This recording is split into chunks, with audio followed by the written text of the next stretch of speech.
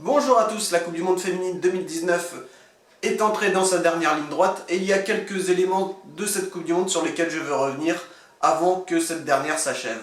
Dans un premier temps, je vais revenir sur le parcours de l'équipe de France durant ce mondial. Les Françaises ont donc été éliminées en quart de finale par les États-Unis, mais si sur le papier elles étaient en dessous des Américaines, durant ce mondial, elles n'ont pas montré grand chose pour essayer de faire trembler ces Américaines et voir plus loin. En effet, si l'on résume tous les matchs de l'équipe de France durant ce mondial, il n'y a pas beaucoup de matchs où le bilan a été très convaincant. Le premier match était face à la Corée du Sud qui n'a pas montré grand chose et je ne trouve pas que l'équipe de France avait été flamboyant, mais j'avais surtout trouvé une Corée très faible. Le deuxième match face à la Norvège est un peu le même que celui face au Brésil en huitième, c'est-à-dire on a réussi à s'imposer mais ça a été extrêmement compliqué alors que normalement avec les joueuses qu'on a face aux équipes qui étaient en face de nous, on aurait dû faire la différence bien avant. Il y a eu le troisième match de poule face au Nigeria qui comptait un peu pour du beurre puisque les Françaises étaient quasiment qualifiées.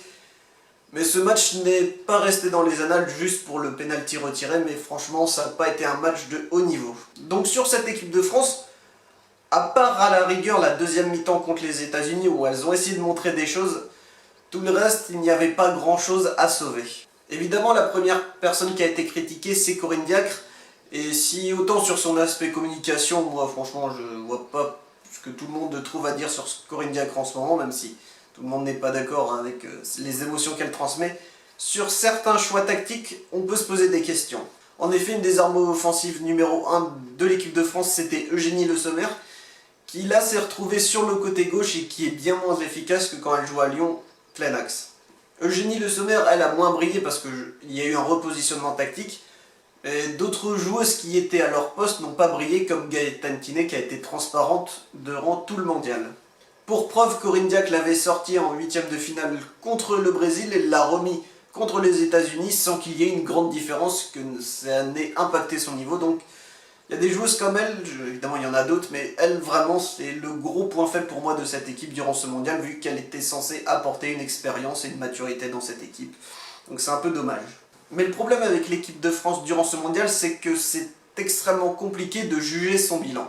En effet, dans le contenu, cette équipe de France a été largement inférieure à ce qu'elle devait nous montrer, que ce soit en termes de qualité de jeu, de solidité, d'allant offensif, bref, à part Diani qui pour moi a fait une très belle Coupe du Monde, c'est peut-être une révélation pour beaucoup. Mais si on juge à froid à sec, elles se sont fait sortir par les États-Unis qui sont grandissimes favoris. Au moment où je tourne cette vidéo, elles sont qualifiées pour la finale.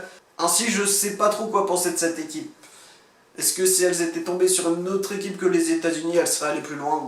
On n'en sait rien. Mais elle a réussi à aller jusqu'en quart de finale. Pour moi, l'objectif, il est quand même réussi parce qu'elles sont tombées face aux États-Unis. Elles ne pouvaient pas espérer plus, selon moi. Le deuxième point sur lequel je veux revenir, et ça va être un avis personnel parce que c'est mon ressenti sur l'événement qui est la Coupe du Monde féminine en France cette année.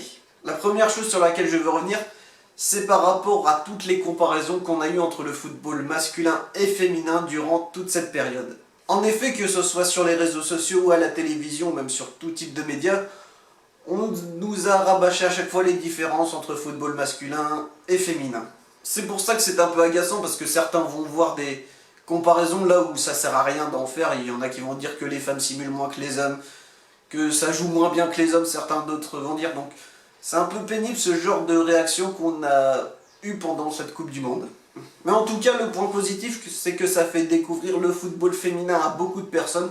Et espérons que ça donne envie aux gens de s'intéresser un peu plus. Je pense que surtout les médias, ça va leur permettre aussi de mettre en lumière ces joueuses. C'est vrai, la plupart on les connaisse. Surtout de l'équipe de France, hein, quand il y avait des joueuses de Corée ou de Nigeria, je pense pas qu'on était beaucoup à tous les connaître. Hein. Même moi, je les connaissais pas toutes. Et d'ailleurs, dernier point sur lequel je veux revenir, c'est que pour moi, cette Coupe du Monde 2019 en France est une réussite. En effet, durant les Coupes du Monde, on a souvent des articles disant qu'il y a beaucoup de sièges qui sont vides. Là, cette année en France, je n'ai pas l'impression que ça ait eu lieu. Voilà, c'était mon petit avis sur la Coupe du Monde féminine et sur le parcours de l'équipe de France durant ce mondial. Comme je l'ai dit, je pense que cette Coupe du Monde est une réussite parce que l'équipe de France est allée jusqu'en quart de finale sortie par les États-Unis. Donc, on va dire, même si on aurait espéré qu'elles aillent plus loin, pour moi l'objectif est rempli. Elles ne pouvaient pas espérer grand chose de plus face aux États-Unis. Et en dehors du terrain, ça a aussi été une très belle Coupe du Monde. En tout cas, pour l'instant, on espère jusqu'à la fin.